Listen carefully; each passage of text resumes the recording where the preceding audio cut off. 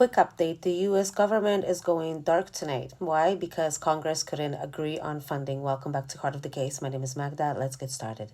They tried, both parties brought bills, tried to keep things open, but the Senate rejected the bill and the time ran out. So at midnight, any government funding tied to Congress's appropriation expires and non-essential services and agencies will shut down operations. What's still running is essential services, military, national security, emergency response, stuff that they deem absolutely necessary. Everything else is on pause. Bottom line is that this is real. Whether it lasts hours, days, or more depends on whether Congress caves and passes emergency funding.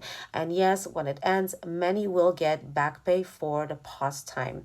But this is the update I have for you as I promised. And thank you once again for watching Heart of the Case. My name is Magda. Until next time.